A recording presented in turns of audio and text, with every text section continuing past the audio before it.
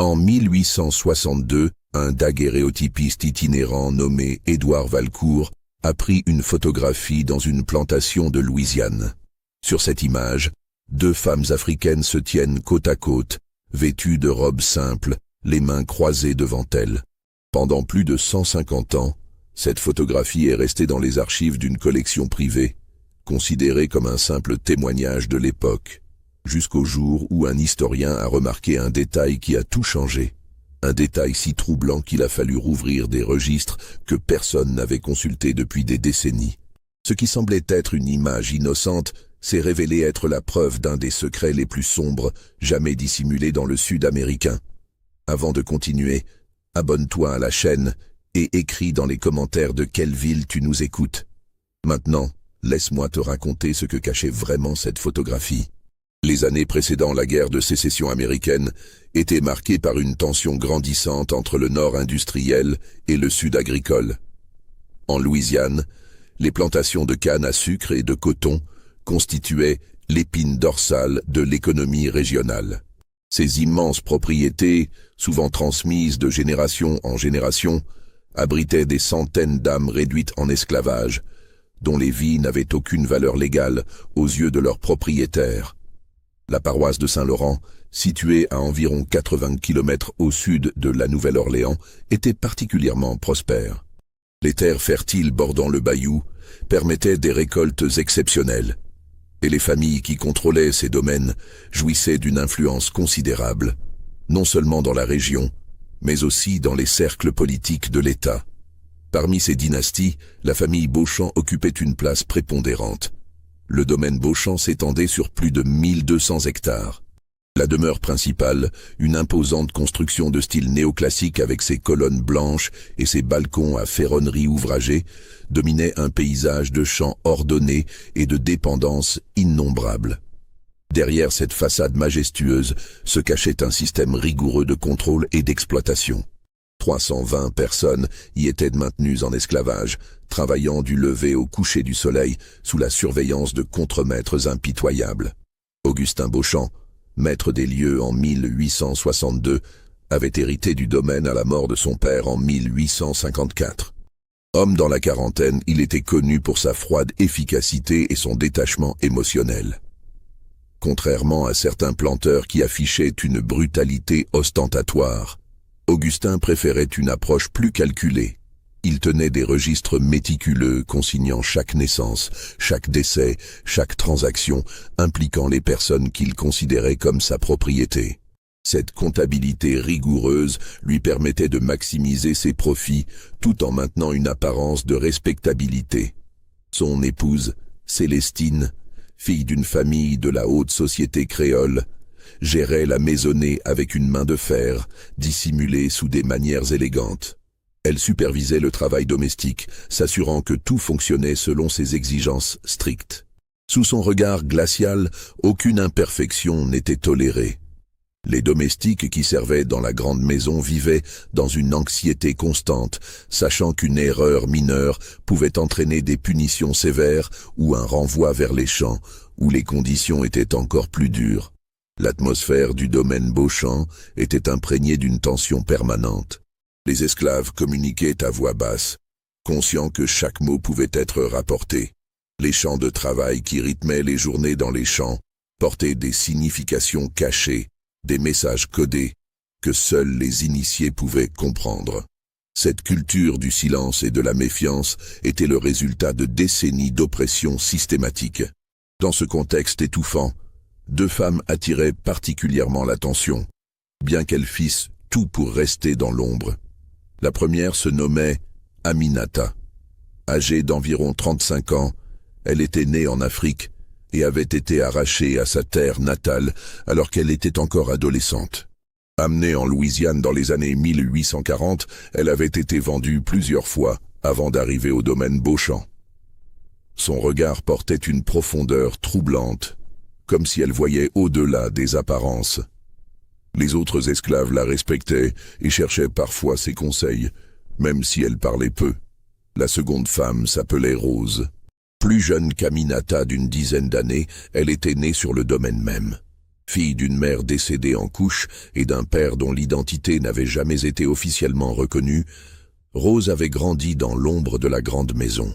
Elle possédait une beauté discrète que Célestine Beauchamp avait remarquée, ce qui lui avait valu d'être assignée au service domestique plutôt qu'au travail des champs. Cependant, cette position privilégiée s'accompagnait de dangers particuliers. Aminata et Rose avaient développé une relation complexe.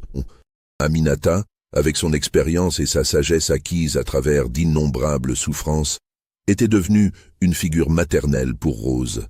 Elle partageait une cabane exiguë avec 4 autres femmes, et dans l'obscurité de la nuit, Aminata transmettait à Rose des bribes de son histoire, de sa culture perdue, des méthodes de survie qu'elle avait apprises. Rose, de son côté, observait tout ce qui se passait dans la grande maison et rapportait discrètement à Aminata les conversations qu'elle surprenait, les tensions qu'elle percevait entre les maîtres. C'est dans ce climat oppressant que le daguerréotypiste Édouard Valcourt est arrivé au domaine Beauchamp au début de l'été 1862. Valcourt était un homme dans la trentaine, originaire de France, qui avait émigré en Louisiane quelques années plus tôt. Il voyageait de plantation en plantation, offrant ses services photographiques aux familles aisées désireuses d'immortaliser leur prospérité. La photographie était encore une technologie relativement nouvelle et coûteuse, un luxe que seuls les plus fortunés pouvaient s'offrir. Augustin Beauchamp avait commandé une série de portraits pour documenter son domaine.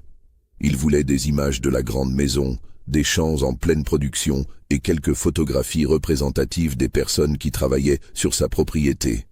Cette dernière demande était courante parmi les planteurs de l'époque qui considéraient ces images comme des preuves de leur richesse et de leur statut social. Les esclaves photographiés étaient choisis pour leur apparence, sélectionnés pour donner une impression de bien-être et d'ordre. Valcourt s'était installé avec son équipement encombrant dans une dépendance transformée en studio temporaire. Les plaques de daguerréotype nécessitaient une préparation minutieuse et une exposition prolongée, obligeant les sujets à rester parfaitement immobiles pendant plusieurs secondes. C'était un processus délicat qui demandait patience et expertise. Un matin de juillet, Célestine Beauchamp a personnellement choisi Aminata et Rose pour être photographiées ensemble. Cette décision n'était pas anodine.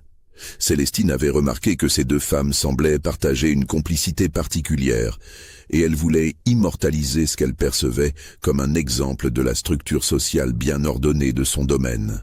Elle avait également d'autres motivations, plus sombres, qu'elle gardait pour elle-même. Les 2 femmes ont été conduites vers le studio improvisé. On leur a donné des robes propres, simples mais décentes, spécialement mises de côté pour de telles occasions. Aminata et Rose savaient qu'elles n'avaient pas le choix. Elles se sont tenues côte à côte devant l'appareil, les mains croisées devant elles comme on le leur avait ordonné, les yeux fixant l'objectif avec une expression difficile à déchiffrer. Valcourt a effectué les préparations nécessaires, appliquant les produits chimiques sur la plaque de cuivre argentée, ajustant la position de ses sujets pour capter la meilleure lumière.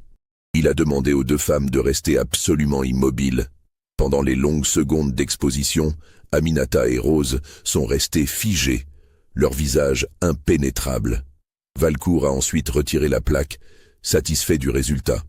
Ce que personne n'a remarqué sur le moment, ce que Valcourt lui-même n'a pas perçu en développant l'image, c'était un détail infime mais bouleversant. Un détail qui ne deviendrait évident que bien plus tard, lorsque des technologies modernes permettraient d'examiner la photographie avec une précision impossible à l'époque. Les mains d'Aminata et de Rose, croisées devant elles de manière apparemment innocente, formaient en réalité un symbole, un code. Leurs doigts étaient positionnés d'une façon très spécifique, créant une configuration qui n'avait rien d'accidentel. C'était un message silencieux, une déclaration d'une audace inimaginable capturée pour l'éternité sur une plaque de métal.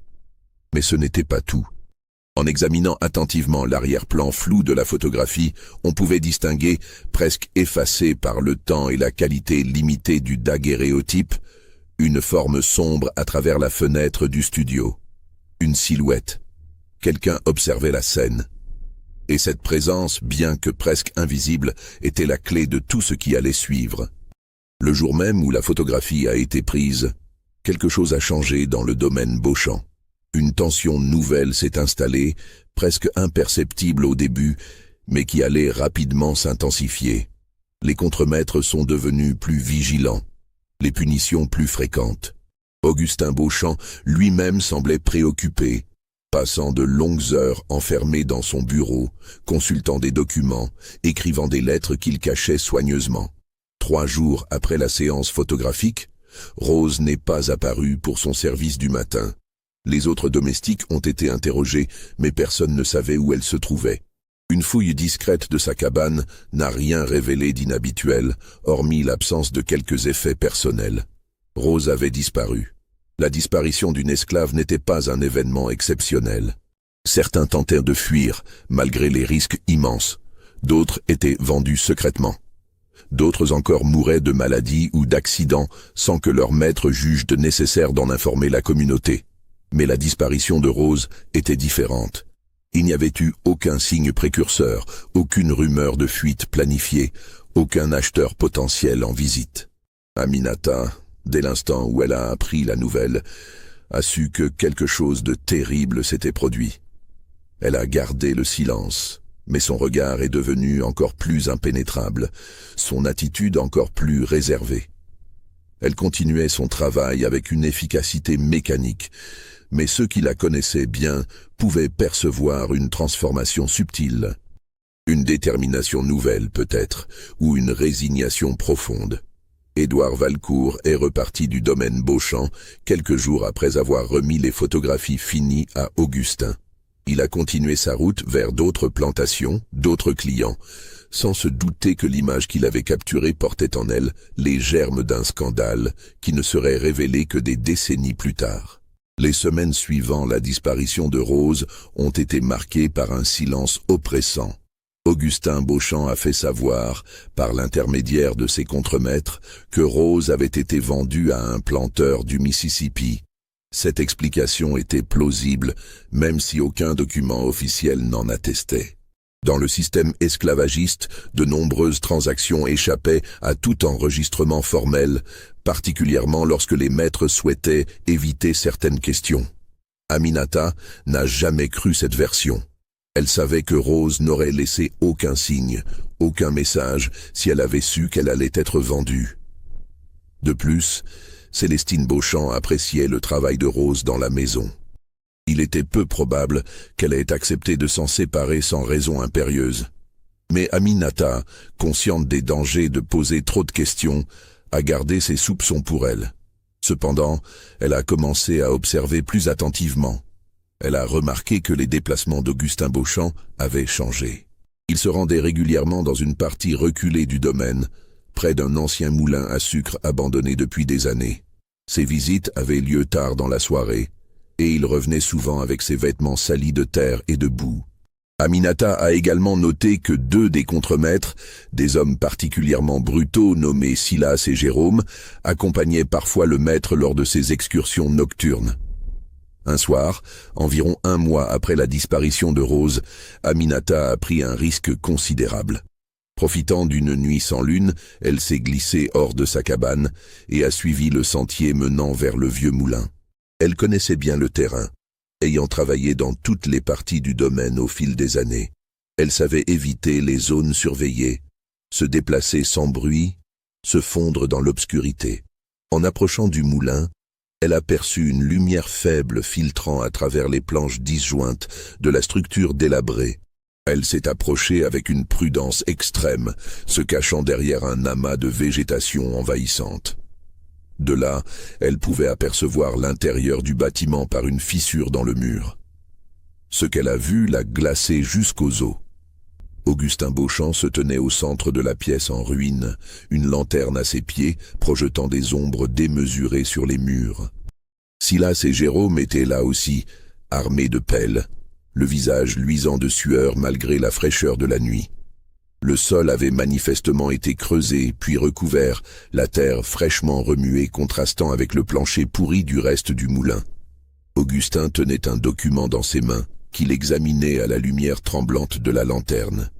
Aminata ne pouvait distinguer ce qui y était écrit, Mais elle voyait l'expression concentrée du maître, ses lèvres bougeant silencieusement comme s'il récitait ou mémorisait quelque chose d'important.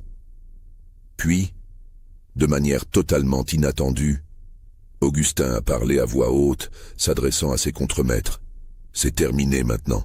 Personne ne saura jamais. Les registres ont été modifiés. Même si quelqu'un cherchait, il ne trouverait rien. » Silas a répondu d'une voix rauque. « Et la photographe, il a tout vu. Valcourt est déjà loin. Et de toute façon, qu'aurait-il vu? Deux négresses prenant la pose. Rien de plus. Il ne comprend pas ce que signifie cette image. Personne ne le comprendra jamais. » Jérôme a ajouté avec un rire nerveux. « La maîtresse est satisfaite ?» Augustin s'est tourné brusquement vers lui, son visage se durcissant. « Ne parle jamais de cela. Jamais. Ma femme a fait ce qu'il fallait faire, pour protéger l'honneur de cette famille. C'est tout ce que tu dois savoir. » Un silence lourd s'est installé. Puis Augustin a plié le document et l'a glissé dans sa poche. « Retournez à vos quartiers, et souvenez-vous, le silence vous protège autant qu'il nous protège. » Aminata a attendu qu'il soit parti avant de se retirer elle-même, son cœur battant si fort qu'elle craignait qu'on ne l'entende. Elle était maintenant certaine que Rose était morte. Morte et enterrée sous le plancher de ce moulin abandonné. Mais pourquoi? Qu'avait-elle fait ou qu'avait-elle vu pour mériter un tel sort? Les jours suivants, Aminata a continué son travail comme si de rien n'était, mais son esprit était constamment occupé à reconstituer les pièces du puzzle. Elle se souvenait des jours précédant la disparition de Rose. La jeune femme avait semblé troublée, préoccupée. Un soir, elle avait confié à Aminata qu'elle avait entendu une conversation entre Célestine Beauchamp et son mari, une conversation qui l'avait profondément perturbée. Mais Rose n'avait pas eu le temps d'en dire plus, car elles avaient été interrompues. Aminata se rappelait également un autre détail troublant. Quelques semaines avant la photographie, Rose avait été convoquée dans les appartements privés de Célestine. Elle en était ressortie les yeux rouges, comme si elle avait pleuré, mais elle avait refusé d'expliquer ce qui s'était passé. Aminata avait tenté de la réconforter, mais Rose s'était murée dans un silence obstiné. Maintenant, en repensant à tous ces événements, Aminata commençait à entrevoir une vérité horrible. Rose avait découvert un secret si compromettant que Célestine Beauchamp avait jugé nécessaire de l'éliminer. Et la photographie, cette image apparemment innocente, était peut-être la dernière tentative de Rose pour laisser un témoignage, une preuve codée de ce qu'elle savait. Mais comment Aminata aurait-elle pu agir sur cette connaissance? Elle n'avait aucun pouvoir, aucun recours. Porter des accusations contre les Beauchamp aurait été suicidaire. Les autorités locales étaient étroitement liées aux grandes familles de planteurs. Un esclave accusant son maître n'aurait aucune crédibilité et serait immédiatement puni pour insolence et mensonge. Aminata était piégée, condamnée à porter le poids de ce savoir sans pouvoir le partager. Si cette histoire te donne des frissons, mets un like et écris dans les commentaires ce que tu penses qu'Aminata aurait dû faire. Continue d'écouter, car ce que tu vas découvrir est encore plus troublant. L'automne de 1862 a apporté son lot de changements sur le domaine Beauchamp.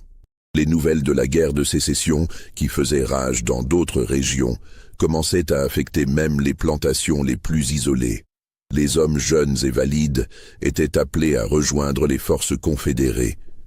L'économie se détériorait et les planteurs craignaient de plus en plus des révoltes d'esclaves inspirées par les victoires de l'Union dans le Nord. Augustin Beauchamp, trop âgé pour être enrôlé mais assez influent pour contribuer financièrement à l'effort de guerre confédéré, menait une vie de plus en plus recluse. Ses visites au vieux moulin continuaient, toujours accompagnées des mêmes contremaîtres. Célestine, quant à elle, semblait porter un masque de sérénité qui ne trompait personne parmi les domestiques. Il percevait la tension sous-jacente, les regards froids qu'elle lançait à son mari, les silences pesants qui régnaient lors des repas familiaux. Aminata a continué ses observations discrètes. Elle a remarqué qu'un nouveau domestique avait été introduit dans la maison. un jeune homme nommé Samuel, qui avait été acheté lors d'une vente aux enchères à la Nouvelle-Orléans. Samuel était éduqué, chose rare pour un esclave.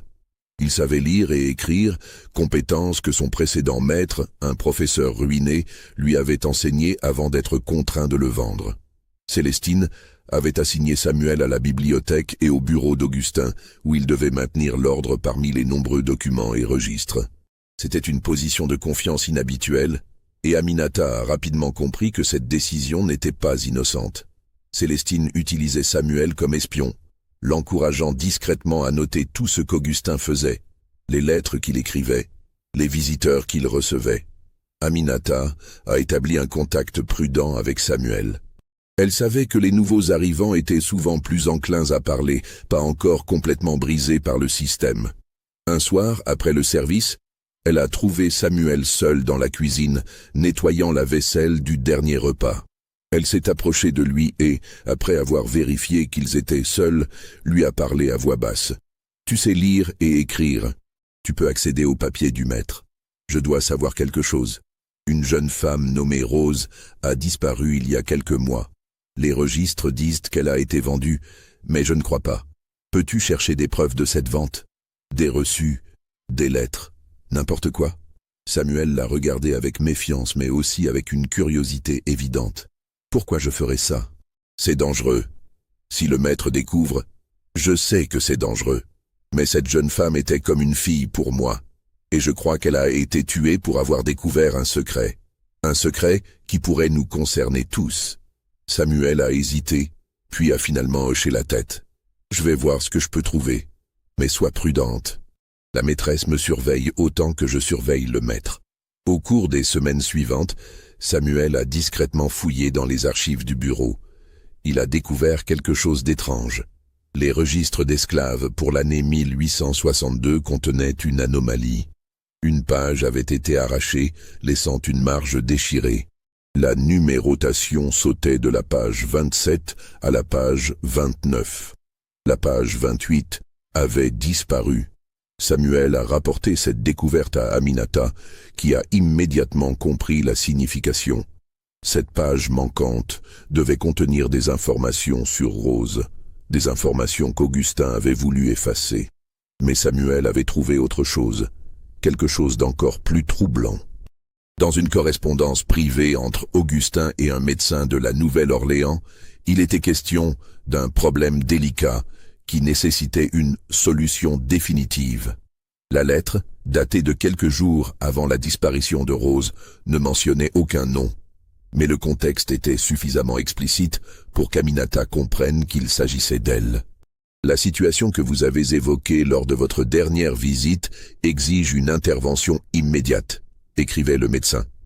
Si ce que vous craignez est avéré, les conséquences pour votre réputation et celle de votre famille seraient désastreuses.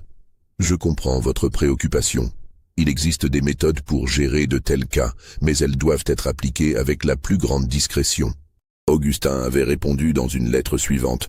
Le problème a été résolu de manière permanente. Aucune trace ne subsiste. Ma femme a insisté pour que les choses soient faites correctement.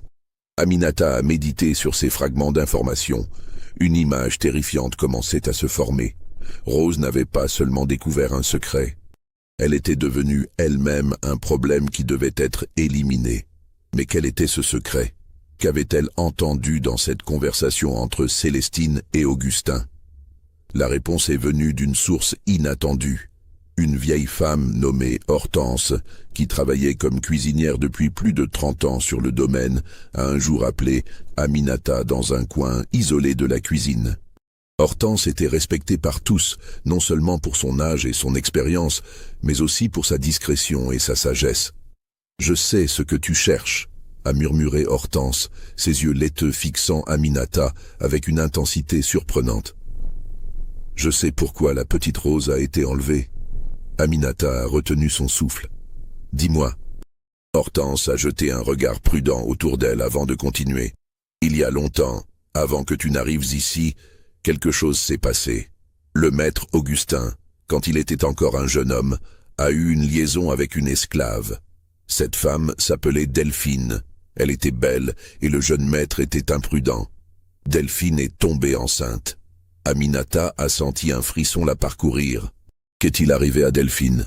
La famille Beauchamp ne pouvait tolérer un tel scandale. Le père d'Augustin a ordonné que Delphine soit envoyée loin, vendue à un planteur du Texas. Mais l'enfant est né avant qu'elle ne parte. Une petite fille. Le vieux Beauchamp a décidé de garder l'enfant, de la faire passer pour la fille d'une autre esclave morte en couche. Le cœur d'Aminata s'est mis à battre plus vite. Rose. Tu parles de Rose. Hortense a hoché la tête lentement. Rose était la fille d'Augustin, mais personne ne devait le savoir. Le secret a été bien gardé pendant toutes ces années. Seuls quelques-uns le savaient. Le vieux maître avant sa mort, Célestine après son mariage avec Augustin et moi, parce que j'ai aidé à la naissance. Mais comment Rose l'a-t-elle découvert? Je ne sais pas exactement. Peut-être qu'elle a entendu une conversation. Peut-être que quelqu'un lui a dit. Mais un jour, elle est venue me voir, les larmes aux yeux, me demandant si c'était vrai. Je ne pouvais pas mentir. Je lui ai dit la vérité. Aminata a fermé les yeux, submergée par une vague de tristesse et de colère. Rose avait découvert qu'elle était la fille illégitime de son propre maître, qu'elle avait été réduite en esclavage par son propre père. Cette révélation avait dû être dévastatrice pour elle. Et Célestine, apprenant que Rose connaissait le secret, avait décidé qu'elle représentait une menace intolérable pour l'honneur de la famille. Pourquoi ne l'ont-ils pas simplement vendue, comme ils l'avaient fait avec sa mère, a demandé Aminata. Hortense a secoué la tête. Les temps ont changé. Avec la guerre, les communications sont plus difficiles. Et puis, Rose savait trop. Elle aurait pu parler même loin d'ici. Non, la maîtresse voulait une solution définitive. La photographie, a murmuré Aminata. C'est pour ça qu'elle nous a fait photographier ensemble. Elle savait déjà ce qu'elle allait faire. C'était une sorte de monument. Un dernier témoignage avant d'effacer Rose complètement. Hortense a acquiescé tristement. La maîtresse a un esprit tordu. Elle aime le contrôle, le pouvoir sur la vie et la mort. Faire prendre cette photographie, c'était sa façon de marquer son triomphe. Armée de cette terrible connaissance, Aminata s'est trouvée face à un dilemme moral insoutenable. Elle savait maintenant ce qui était arrivé à Rose, et pourquoi. Mais que pouvait-elle faire de cette information? Dans le système esclavagiste du Sud-Américain, un esclave n'avait aucun droit légal. Accuser un maître blanc de meurtre aurait été non seulement futile, mais suicidaire. Pourtant, l'idée de laisser ce crime impuni la rongeait. Rose méritait justice, ou du moins que sa vérité soit connue. Aminata a commencé à envisager des possibilités. Peut-être pourrait-elle trouver un moyen de faire parvenir l'information à des abolitionnistes du Nord ou à des journalistes sympathiques à la cause. Mais comment?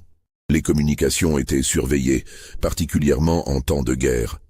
Toute lettre suspecte serait interceptée. C'est alors qu'Aminata a eu une idée audacieuse. La photographie. Cette image que Valcourt avait prise, où Rose et elle se tenaient avec leurs mains positionnées d'une manière très spécifique. Aminata savait que Rose avait délibérément formé ce symbole. C'était un code, un message muet pour quiconque saurait le déchiffrer à l'avenir. Aminata a demandé discrètement à Samuel s'il savait ce qu'Augustin avait fait des photographies. Samuel a découvert qu'elles étaient conservées dans un coffre dans le bureau privé du maître. Parmi elles se trouvait le daguerréotype montrant Aminata et Rose. « Je veux cette photographie », a dit Aminata à Samuel. « Peux-tu la prendre ?» Samuel l'a regardée comme si elle avait perdu l'esprit. « C'est impossible. Le maître remarquera immédiatement sa disparition. Pas si nous sommes intelligents. Il y a plusieurs photographies dans ce coffre. Si une seule manque, il pourrait penser qu'il l'a égarée lui-même. Avec la guerre et tout le reste, il a l'esprit préoccupé. » Samuel a hésité longuement avant d'accepter. Quelques jours plus tard, profitant d'un moment où Augustin était absent de la maison, il a réussi à ouvrir le coffre, utilisant une clé qu'il avait fait copier secrètement. Il a pris la photographie et l'a remise à Aminata. Aminata a examiné longuement l'image. Elle voyait maintenant ce que Rose avait voulu faire. Leurs mains, apparemment croisées innocemment, formait en réalité un symbole utilisé par certaines communautés d'esclaves pour désigner la trahison et l'injustice familiale.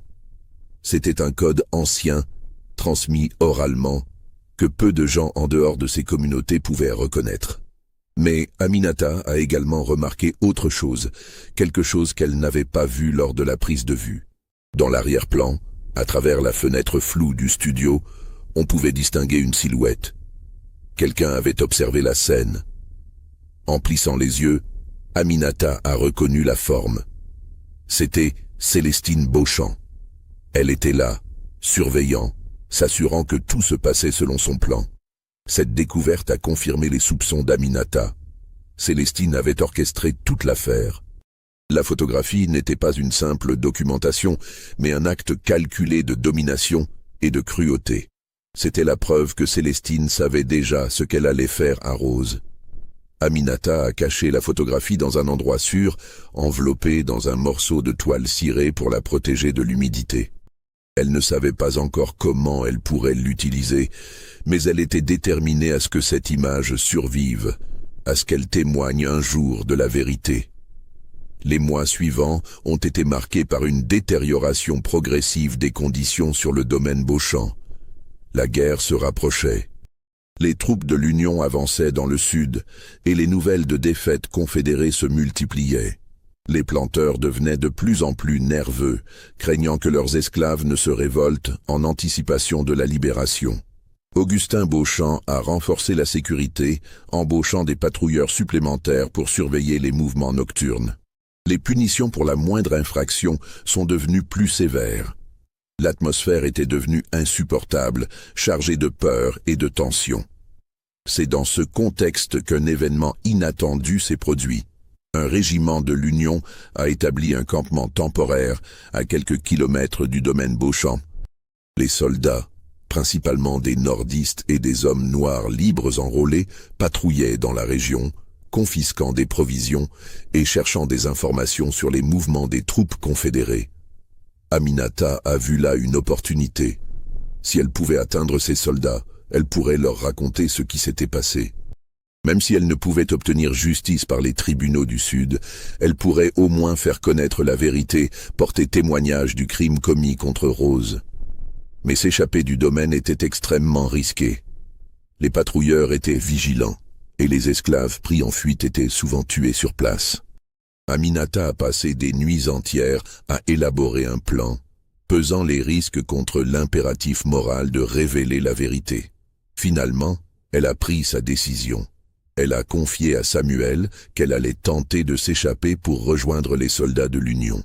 Samuel a essayé de l'en dissuader, lui rappelant les dangers, mais Aminata était résolue. « Si je meurs en essayant, au moins je mourrai en sachant que j'ai tenté quelque chose », a-t-elle dit.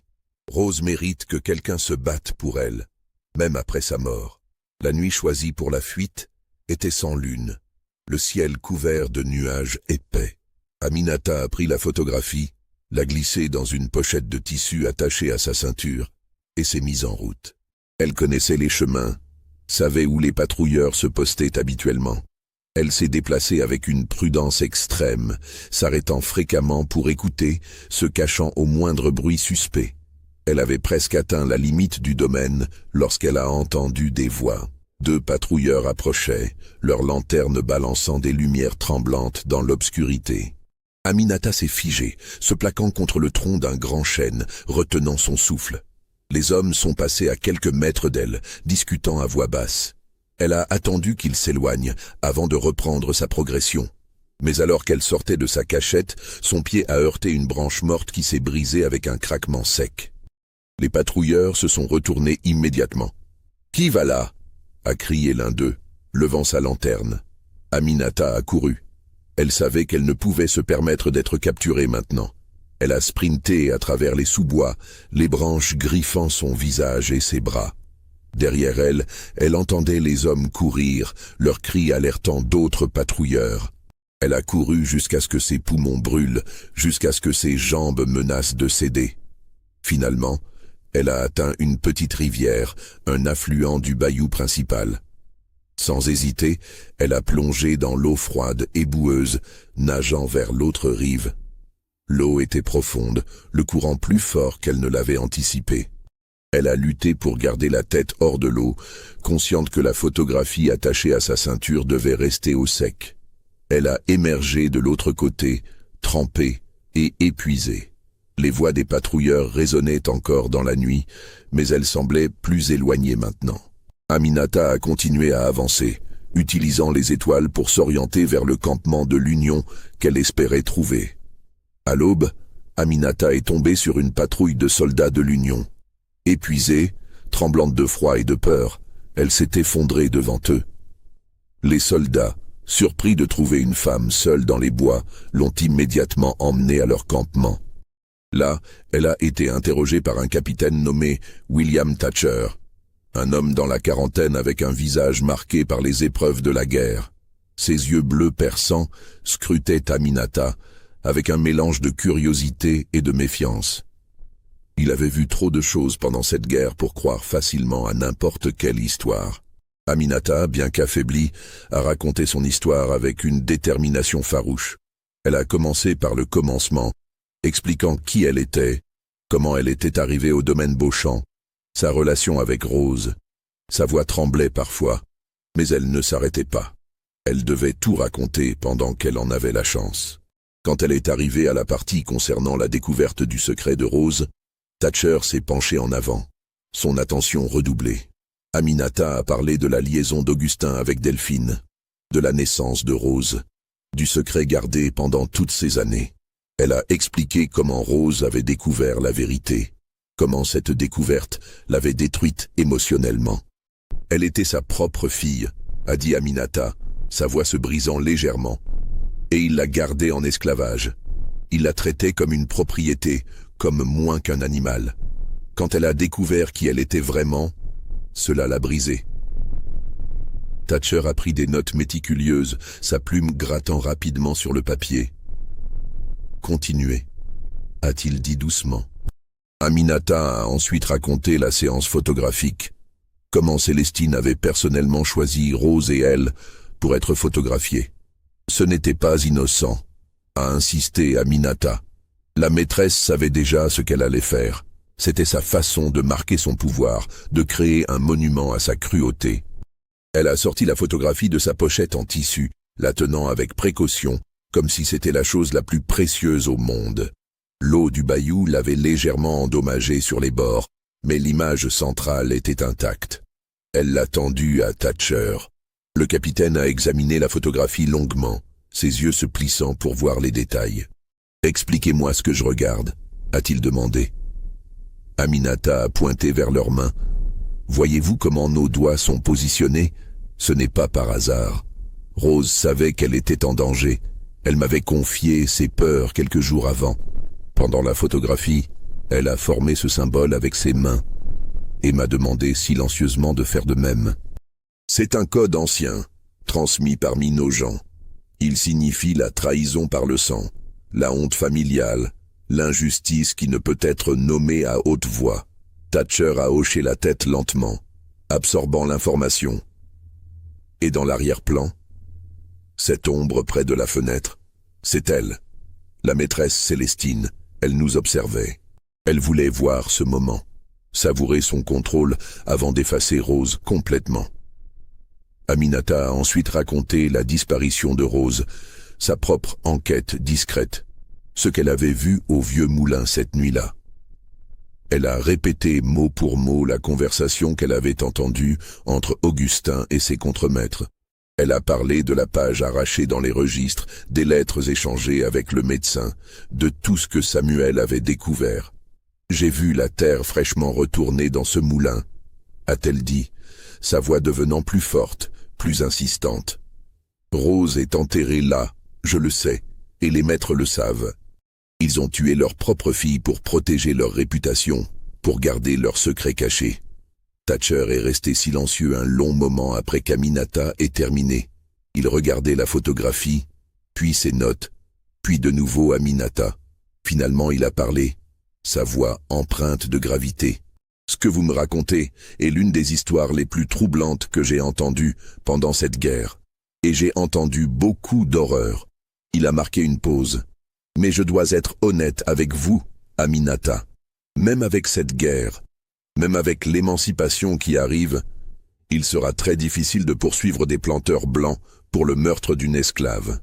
Les tribunaux du Sud ne reconnaîtront jamais votre témoignage comme valide. Aminata a senti les larmes monter, mais elle a refusé de les laisser couler. Je sais, je l'ai toujours su. Mais au moins, maintenant, quelqu'un d'autre connaît la vérité. Cette photographie existe. Un jour, peut-être, elle parlera. Quelqu'un la verra et comprendra ce qu'elle signifie vraiment. Thatcher a hoché la tête avec respect. Vous êtes une femme courageuse. Très peu de gens auraient pris les risques que vous avez pris. Il a réfléchi un moment, puis a pris une décision. Je vais faire plus que simplement documenter votre témoignage. Je vais envoyer un détachement au domaine Beauchamp.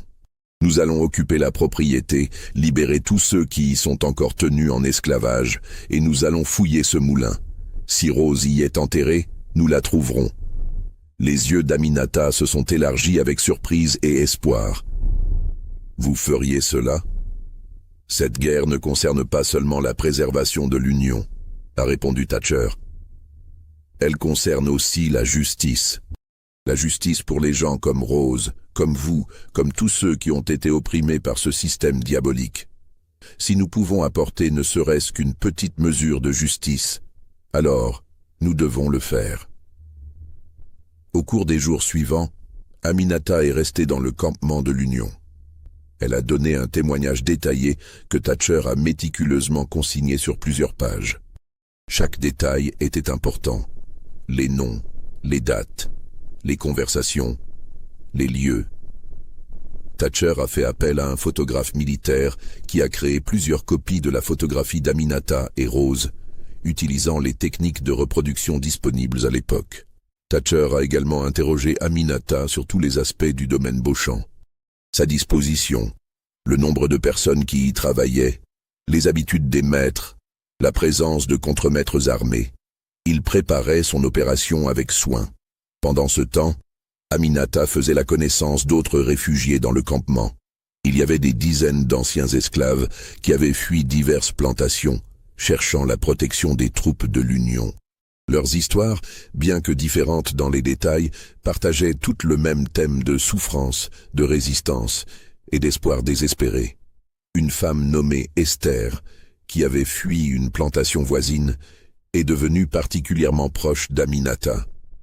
Le soir, assise près du feu, elles partageaient leurs expériences, leurs peurs, leurs rêves pour l'avenir. Esther avait perdu ses 3 enfants, tous vendus à différents acheteurs quand ils avaient atteint l'âge de travailler. Elle ne savait pas où ils étaient, si elle les reverrait un jour. « Au moins, tu as fait quelque chose », a dit Esther à Aminata une nuit. « Tu as risqué ta vie pour porter témoignage. Beaucoup d'entre nous vivent et meurent sans jamais avoir cette chance. Rose aurait été fière de toi. » Ces mots ont réconforté Aminata, mais n'ont pas effacé la douleur profonde qu'elle ressentait. Rose était morte, et rien ne pourrait la ramener. Tout ce qu'Aminata pouvait espérer maintenant, c'était que sa mémoire soit honorée, que sa vérité soit reconnue. Une semaine après l'arrivée d'Aminata au campement, Thatcher a organisé l'expédition vers le domaine Beauchamp. Il a pris avec lui 2 escouades de soldats, un officier médecin, et Aminata elle-même, qui servirait de guide. Le voyage de retour vers le domaine a été surréaliste pour Aminata. Elle revenait vers le lieu de son oppression, mais cette fois en tant que femme libre, accompagnée de soldats armés qui venaient libérer ceux qu'elle avait laissés derrière. C'était un renversement de situation qu'elle n'aurait jamais imaginé possible. Quand les troupes sont arrivées à la grande maison Beauchamp, l'aube commençait à peine à éclairer l'horizon. Les soldats ont encerclé la propriété, bloquant toutes les sorties possibles. Thatcher et un groupe d'hommes ont frappé à la porte principale avec une autorité qui ne tolérait aucun refus. Augustin Beauchamp lui-même a ouvert la porte, vêtu d'une robe de chambre, son visage exprimant d'abord la confusion puis la colère, puis une peur mal dissimulée quand il a vu l'uniforme de l'Union. « Que signifie cette intrusion » a-t-il demandé, essayant de maintenir une apparence d'autorité. Je suis le capitaine William Thatcher de l'armée de l'Union. En vertu de l'autorité qui m'est conférée par les États-Unis d'Amérique, je déclare tous les esclaves de cette propriété libre avec effet immédiat. De plus, nous avons reçu des informations concernant un possible crime qui aurait été commis sur ces terres. Nous allons procéder à une fouille. Augustin a pâli. Vous n'avez aucun droit. Nous avons tous les droits, a coupé Thatcher froidement. La guerre est en train de se terminer, monsieur Beauchamp. Votre monde est en train de s'effondrer. Maintenant, écartez-vous. Les soldats sont entrés dans la maison. Célestine est apparue en haut de l'escalier, son visage un masque de rage glaciale. Elle a vu Aminata debout parmi les soldats et quelque chose a vacillé dans son expression. La compréhension. Elle savait pourquoi ils étaient là. Thatcher a ordonné que tous les habitants de la maison soient rassemblés dans le salon principal sous surveillance. Puis, avec Aminata comme guide, il a conduit un groupe de soldats vers le vieux moulin. Le trajet à travers le domaine a montré à Aminata combien les choses avaient déjà changé. Les gens dans les champs avaient vu les soldats de l'Union, et le mot s'était répandu comme une traînée de poudre. La liberté.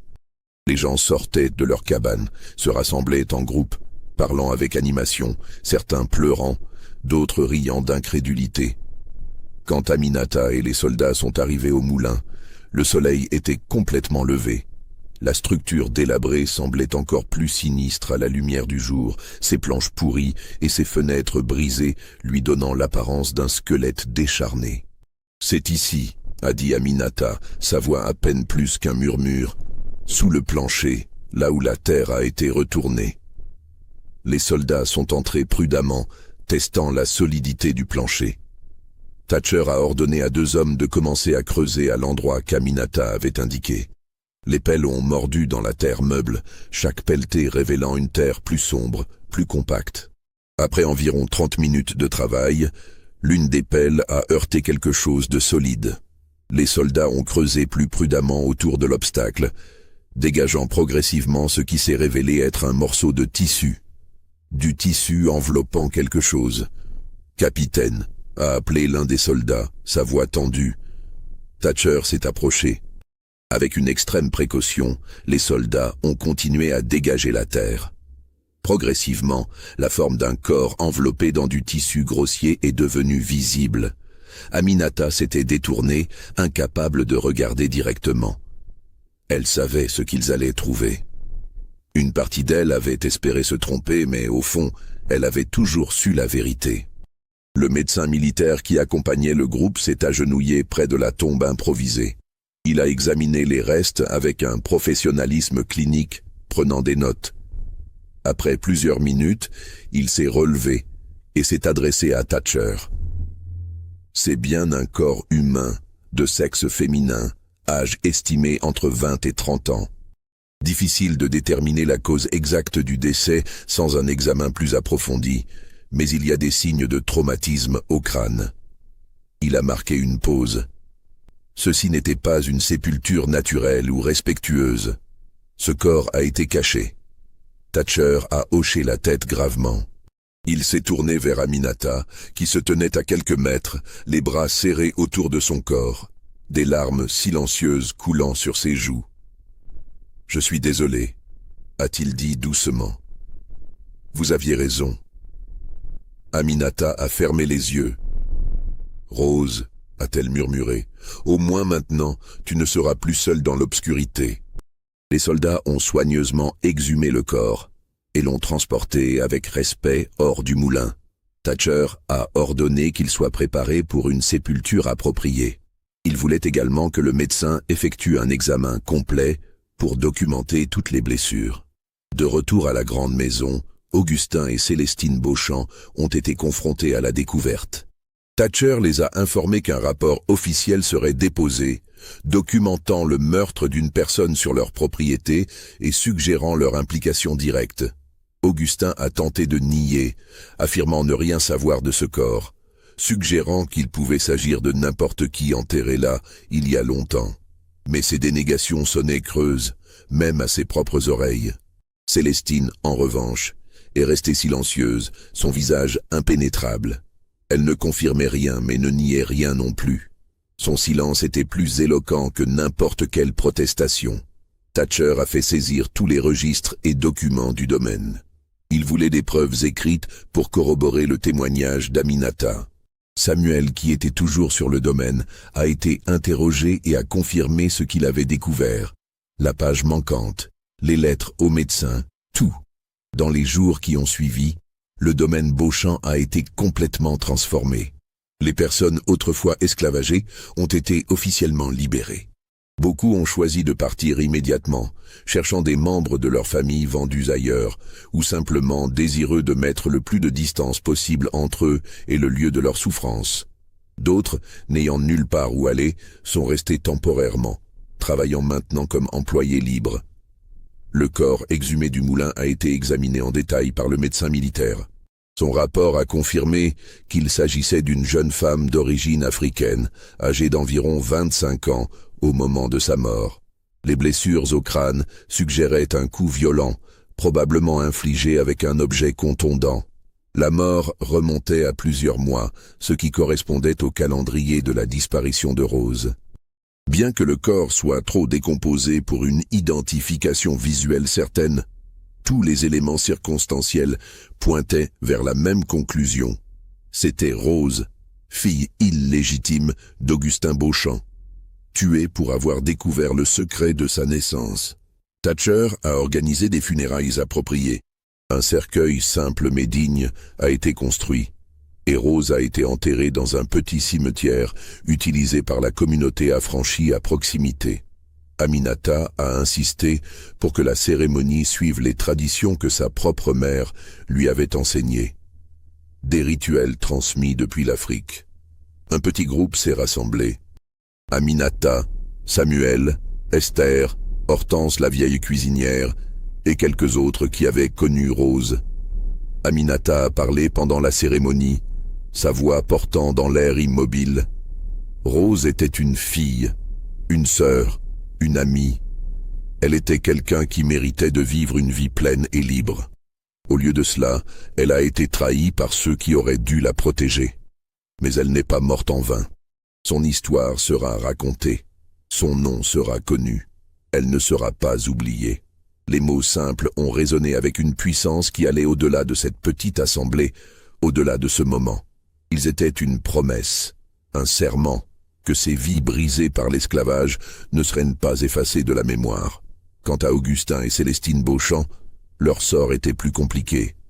Thatcher a déposé un rapport complet auprès de ses supérieurs, recommandant des poursuites pour meurtre. Cependant, le contexte de la fin de la guerre et du début de la reconstruction a compliqué les choses. Les tribunaux du Sud, même occupés par les forces de l'Union, étaient encore largement contrôlés par des juges et des jurés blancs qui sympathisaient avec les anciens propriétaires d'esclaves. L'idée de condamner un planteur blanc pour le meurtre d'une esclave, même avec des preuves substantielles, était presque impensable dans le climat de l'époque. De plus, les autorités militaires et civiles étaient submergées par l'ampleur des problèmes causés par la fin de la guerre. Des millions d'esclaves nouvellement libérés avaient besoin d'assistance. Des infrastructures entières devaient être reconstruites. Des tensions raciales explosaient dans toute la région. Dans ce chaos, le cas de Rose Beauchamp, aussi tragique soit-il, n'était qu'un parmi des milliers d'injustices similaires. Aucune accusation formelle n'a finalement été portée contre Augustin et Célestine. Cependant, leur réputation était détruite. L'histoire de ce qui s'était passé sur le domaine Beauchamp s'est répandue dans toute la région. Les familles respectables les ont ostracisées. Leurs affaires ont périclité. Les terres, déjà affaiblies par la fin de l'économie esclavagiste, ont été vendues morceau par morceau pour payer des dettes croissantes. Augustin est mort en 1878, amer et ruiné. Ces dernières années ont été marquées par l'alcoolisme et l'isolement. Célestine lui a survécu jusqu'en 1892. Elle a vécu ces dernières années dans une petite maison en ville, maintenue par les restes de sa fortune familiale. Les gens qui la croisaient dans la rue changeaient de trottoir pour l'éviter. On murmurait qu'elle était hantée, qu'elle parlait toute seule, qu'elle voyait des fantômes. Mais ce n'était que des rumeurs. La vérité était plus simple et plus triste. C'était une femme qui avait commis un acte monstrueux et qui avait dû vivre avec pendant 30 ans sans jamais pouvoir se confesser ou se repentir publiquement. Le vieux moulin où Rose avait été enterrée a été démoli en 1903 lors de travaux de développement dans la région. Le terrain a été nivelé et transformé en terres agricoles. Aucun marqueur ne subsiste pour indiquer ce qui s'est passé là. Le domaine Beauchamp lui-même a été morcelé et vendu à différents propriétaires au fil des décennies. La grande maison, symbole de la richesse et du pouvoir de la famille, est tombée en décrépitude. Dans les années 1920, elle a été partiellement détruite par un incendie. Les ruines ont été finalement rasées dans les années 1940 et un développement résidentiel moderne a été construit sur le site. La paroisse de Saint-Laurent s'est développée et modernisée. Les horreurs de l'époque esclavagiste ont été progressivement occultées dans la mémoire collective locale, remplacées par des récits édulcorés du Vieux Sud. Peu de gens se souvenaient de ce qui s'était vraiment passé, des vies détruites, des familles séparées, des meurtres et des abus qui avaient été quotidiens. Mais le témoignage d'Aminata et la photographie ont survécu. Le rapport de Thatcher, accompagné de toute la documentation et des copies de la photographie, a été versé aux archives militaires de l'Union. Pendant plus d'un siècle, ces documents sont restés dans des boîtes poussiéreuses, transférés d'un dépôt à un autre lors des réorganisations administratives, jamais examinés en détail, jamais étudiés. Aminata elle-même a vécu jusqu'à l'âge de 68 ans, décédant en 1889. Après avoir quitté le domaine Beauchamp, elle s'est installée dans une petite communauté d'affranchis près de la Nouvelle-Orléans. Elle a travaillé comme couturière, utilisant les compétences qu'elle avait acquises pendant ses années d'esclavage pour gagner sa vie en tant que femme libre. Elle ne s'est jamais mariée, n'a jamais eu d'enfant. Mais elle est devenue une figure respectée dans sa communauté, connue pour sa sagesse et sa dignité. Elle racontait souvent l'histoire de Rose aux jeunes générations, s'assurant que l'histoire ne serait pas oubliée. Elle gardait toujours près d'elle une copie de la photographie que Thatcher lui avait donnée, protégée dans un cadre simple. Quand elle est morte, cette photographie a été transmise à une jeune femme nommée Clara, qu'Aminata avait prise sous son aile. Clara l'a conservée précieusement et à sa propre mort, l'a léguée à sa fille. Ainsi, la photographie est passée de main en main à travers les générations, chaque gardienne connaissant l'histoire qu'elle représentait. Mais dans les archives officielles, les documents de Thatcher dormaient, non consultés. Ce n'était qu'une histoire parmi des milliers, un crime parmi d'innombrables autres. Jusqu'en 2014. Cette année-là, un vaste projet de numérisation des archives de la guerre de sécession a été lancé par un consortium d'universités et d'institutions historiques. L'objectif était de rendre accessible au public des millions de documents qui n'avaient jamais été correctement catalogués ou étudiés. Des équipes de chercheurs et de techniciens ont passé des mois à scanner et à indexer les contenus de dizaines de dépôts d'archives à travers le pays. C'est lors de ce processus qu'un historien nommé Marcus DeWitt, professeur à l'université Tulane et spécialiste de l'histoire afro-américaine en Louisiane, est tombé sur le dossier compilé par le capitaine Thatcher. Le titre du dossier, écrit à la main sur une enveloppe jaunie, était simple « Témoignage d'Aminata, domaine Beauchamp, meurtre présumé ». Intrigué, DeWitt a ouvert le dossier et a commencé à lire. Le rapport de Thatcher était détaillé et méticuleux.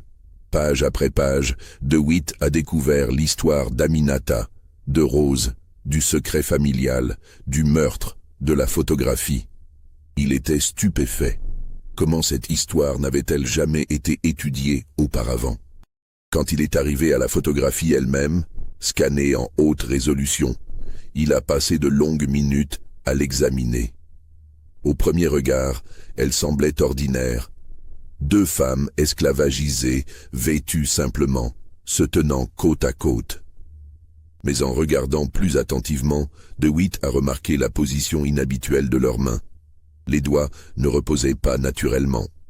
Ils formaient une configuration très spécifique, presque géométrique. DeWitt, qui avait étudié les systèmes de communication et les symboles utilisés par les communautés esclavagisées, a reconnu qu'il y avait là quelque chose de délibéré. Il a passé les semaines suivantes à consulter des experts en symbologie culturelle afro-américaine, à comparer la position des mains avec d'autres codes documentés. Finalement, avec l'aide d'un anthropologue culturel de l'université Howard, il a identifié le symbole. C'était un signe ancien, utilisé dans certaines régions d'Afrique de l'Ouest et transmis à travers l'océan par les personnes réduites en esclavage. Il dénotait une trahison familiale profonde, un secret honteux impliquant le sang. Rose savait, a murmuré DeWitt en fixant la photographie. Elle savait qu'elle allait mourir, et elle a laissé ce message. Mais ce n'était pas tout. En utilisant des logiciels modernes d'amélioration d'image, DeWitt a examiné chaque pixel de la photographie numérisée. C'est alors qu'il a remarqué l'arrière-plan, la fenêtre floue du studio. Il y avait une forme, une silhouette. DeWitt a agrandi et amélioré cette section de l'image encore et encore. Progressivement, la forme est devenue plus claire. C'était une personne, debout près de la fenêtre, observant la scène photographique. La qualité de l'image ne permettait pas une identification faciale certaine, mais la posture, la forme de la robe, la coiffure, tout correspondait à d'autres photographies de Célestine Beauchamp que DeWitt avait trouvées dans les archives locales. Elle était là, a dit DeWitt à son assistant de recherche, Michael Torres. Elle les regardait. Célestine Beauchamp observait Rose et Aminata pendant qu'elle prenait cette pose, sachant déjà ce qu'elle avait prévu. Torres a frissonné. C'est profondément perturbant. Cette femme n'était pas simplement complice, elle orchestrait activement. DeWitt a hoché la tête. Et cette photographie est la preuve. C'est un document extraordinaire. Non seulement il capture Rose dans les derniers jours de sa vie, mais il montre aussi Aminata essayant de préserver un message, et il révèle la présence de Célestine. C'est une capsule temporelle de pouvoir, de résistance et de cruauté. Au cours des mois suivants, DeWitt a plongé profondément dans les recherches. Il a retracé l'histoire de la famille Beauchamp à travers les registres paroissiaux, les actes de propriété, les documents de vente d'esclaves. Il a trouvé l'anomalie dans les registres d'Augustin, la page manquante qui aurait dû contenir des informations sur Rose. Il a découvert des références dans des journaux locaux à la déchéance des Beauchamp après la guerre, aux rumeurs de scandales qui les entouraient. Il a également recherché des descendants ou des témoignages oraux. À sa grande surprise, il a trouvé une arrière-petite-fille de Clara, la femme à qui Aminata avait légué sa copie de la photographie. Cette femme, Lorraine Johnson, vivait à Bâton Rouge et possédait toujours la photographie originale, ainsi qu'une tradition orale transmise dans sa famille sur l'histoire d'Aminata et Rose. « Ma grand-mère me racontait cette histoire quand j'étais petite », a dit Lorraine à DeWitt lors d'une interview enregistrée. « Je pensais que c'était juste une histoire de famille, vous savez, peut-être exagérée avec le temps. Je n'ai jamais réalisé qu'il y avait une documentation officielle qui la confirmait. La photographie que possédait Lorraine était la copie donnée à Aminata par Thatcher. Elle était en meilleur état que celle trouvée dans les archives, car elle avait été soigneusement préservée dans un cadre scellé. DeWitt l'a fait scanner professionnellement, créant une image numérique de la plus haute qualité possible. En 2016, DeWitt a publié un article académique exhaustif dans le Journal of Southern History. L'article, intitulé « Témoignages silencieux », décodage d'une photographie oubliée de l'ère esclavagiste, faisait plus de 50 pages et contenait une analyse approfondie de tous les aspects de l'histoire. Le contexte historique, le témoignage d'Aminata, l'examen de la photographie, les recherches dans les archives et les implications plus larges pour la compréhension de l'esclavage et de la résistance. L'article a causé une sensation immédiate dans les cercles académiques et au-delà. Les médias grand public s'en sont emparés. La photographie d'Aminata et Rose est devenue virale, partagée des millions de fois sur les réseaux sociaux. Les gens étaient fascinés et horrifiés par l'histoire qu'elle racontait. Des débats intenses ont surgi. Certains voulaient que des poursuites posthumes soient symboliquement intentées contre les Beauchamp. D'autres argumentaient pour la création de mémoriaux. Des militants ont utilisé l'histoire pour souligner les injustices continues et l'héritage de l'esclavage dans la société américaine moderne. En 2017, le site de l'ancien domaine Beauchamp a été officiellement reconnu comme un lieu d'importance historique. Un comité local a été formé pour planifier un mémorial approprié. Des descendants de personnes autrefois esclavagisées sur le domaine ont été identifiés et invités à participer au processus. En 2018, lors d'une cérémonie publique qui a attiré des centaines de personnes, un mémorial a été inauguré. C'est une sculpture en bronze représentant deux femmes debout côte à côte, leurs mains positionnées exactement comme dans la photographie. Sur le socle sont gravés les noms de Rose, Aminata et de toutes les personnes identifiables qui ont été réduites en esclavage sur le domaine Beauchamp au fil des ans. Une reproduction agrandie de la photographie est également affichée, accompagnée d'une plaque explicative détaillant toute l'histoire. Le texte se termine par ces mots. Cette photographie, prise en 1862, a préservé un témoignage silencieux pendant plus de 150 ans. Elle nous rappelle que même dans les systèmes d'oppression les plus brutaux, la résistance persiste. Elle nous rappelle que chaque personne réduite en esclavage avait une histoire, un nom, une humanité qui méritait d'être reconnue et préservée. Elle nous rappelle que la vérité, aussi longtemps qu'elle soit enterrée, finit toujours par émerger. Aujourd'hui, la photographie d'Aminata et Rose est étudiée dans les cours d'histoire à travers le pays. Elle est devenue un symbole puissant non seulement de l'horreur de l'esclavage, mais aussi du courage de ceux qui ont résisté et témoigné. Le travail de Marcus DeWitt a ouvert la voie à d'autres recherches sur des cas similaires, des histoires oubliées de crimes et d'injustices cachées dans les archives poussiéreuses. Mais même maintenant, des questions persistent. Qu'est devenu Édouard Valcourt, le photographe qui a capturé cette image? A-t-il jamais su quelle importance son travail aurait un jour? Qu'est-il arrivé à Samuel, qui a risqué sa vie pour aider Aminata? Et les contremaîtres Silas et Jérôme, complices du meurtre, ont-ils jamais été confrontés à leurs actions? Ces questions resteront probablement sans réponse. Mais la photographie elle-même continue de parler, génération après génération. Quand on la regarde maintenant, on ne voit pas seulement deux femmes posant pour un daguerréotypiste il y a plus de 160 ans.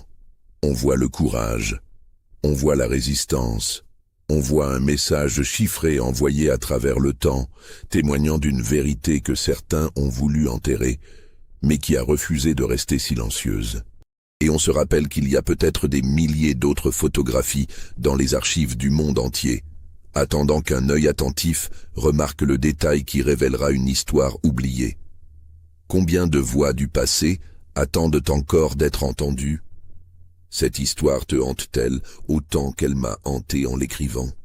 Crois-tu que tout a été révélé, ou penses-tu qu'il reste encore des secrets enfouis dans cette photographie et dans tant d'autres? Laisse ton avis dans les commentaires, abonne-toi à la chaîne si ce n'est pas déjà fait, et partage cette histoire avec ceux qui, comme toi, sont fascinés par les mystères sombres de l'histoire. Parce que chaque partage, c'est une façon de s'assurer que des histoires comme celle de Rose ne seront plus jamais oubliées. Et qui sait, peut-être que ta curiosité aidera à révéler la prochaine vérité cachée qui attend dans l'ombre de l'histoire.